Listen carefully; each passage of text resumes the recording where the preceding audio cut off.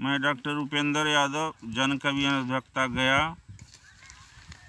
एक यात्रा वृत्तांत मैंने लिखा है, वो इस प्रकार है। उसका शीर्षक है दीवा स्वप्न का सुखद एहसास। उसका शीर्षक है दीवा स्वप्न का सुखद एहसास। फागुन का महीना था।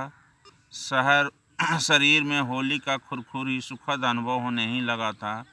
होली में बूढ़े भी जवानी को महसूस करते हैं, ऐसा कहा जाता है। शायद ऐसा ही अनुभव मेरे शरीर में होने लगा था। हुआ यूँ कि मैं हैदराबाद डेक्कन एक्सप्रेस से सफ़र कर रहा था। समय करीब 4 बजे होंगे। सूरज की ढलती जवानी, आकाश में फैली लाली, तालाब का सुनहरा पानी, खिड़की से धीरे धीरे बहता पवन का झोंका मेरे शरीर को नहला रहा था। उसी समय एक अधेड़ पर गोरी चिट्टी, नाक नक्श खड़ा, ओठों पर लटकती लिपस्टिक, आँखों में सुरमा लिए मेरे सामने आकर खड़ी हो गई। आते ही बोली, क्या मैं यहाँ पर बैठ सकती हूँ? मैंने अपना सिर हिलाया। इशारा समझते ही वह सामने वाली सीट पर बैठ गई।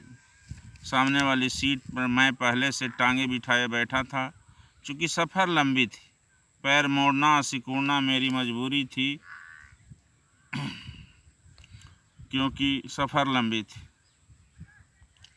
महिला को देखकर मैं सकपका गया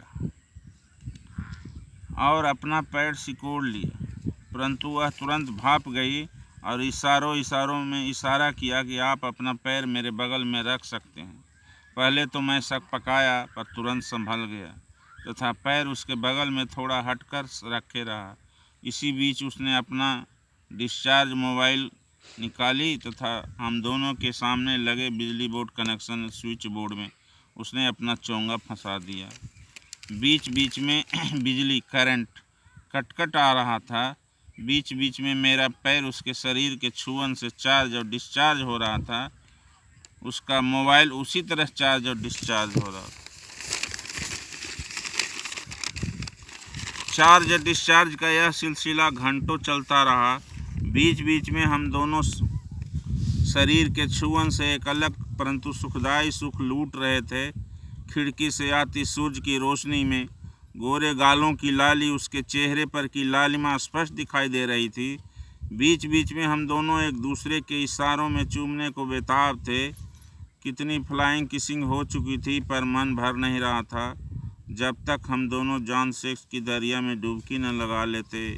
एक समय ऐसा भी आया कि लगा वो और मैं सेक्स की दरिया में गोते लगाते लगाते कोसों दूर जा चुके हैं।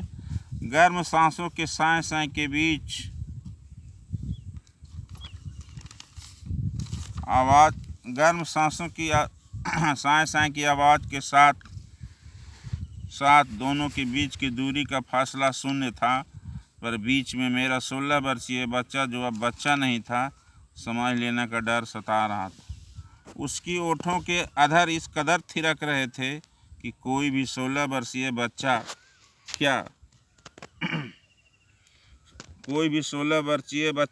उसके ओठों के थिरकन को आसानी से पढ़ सकता था।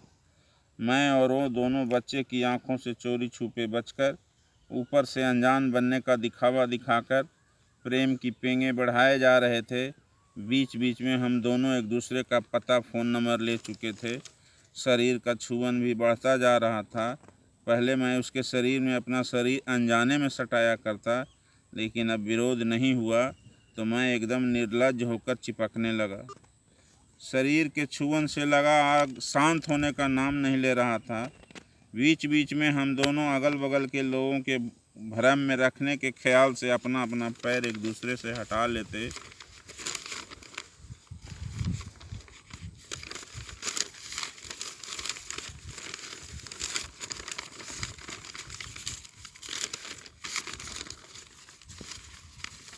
अलग कर लेते, एक दूसरे से अलग कर लेते, आंखें फेर लेते। पर यह दिखावा हम दोनों को ज़्यादा देर तक बर्दाश्त नहीं होता। हम दोनों वास्तव में 2.5 फीट की दूरी पर थे, पर मिस कॉल दर्जनों आ चुके थे। मेरे मोबाइल पर उसके कई SMS आ चुके थे, पर मैं एक भी SMS का जवाब नहीं दे सका। इशारों इशारों में SMS भेज देता और वह पढ़कर मुस्कुरा देती। आखिरकार वह समय आ ही गया जिसका मुझे डर था। उससे मुलाकात के पहले 2 स्टेशनों की दूरियां उबाऊ लग रहा था, पर वह दूरियां अब छोटा पड़ रहा था। धड़कनें तेज़ी से चल नहीं दौड़ लगा रहे थे। तेज़ धड़कनों के बीच एकाएक विराम सा लगा। वह बोली, मेरा स्टेशन आ गया, मैं उतरती हूँ, और थैंक्स कहकर चली गई। पर जाते जाते एक आशा की किरण छोड़ गई।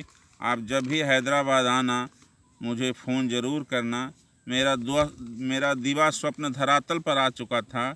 आज तक मैं उसी दीवा स्वप्न की मिठास महसूस करते रहता हूँ।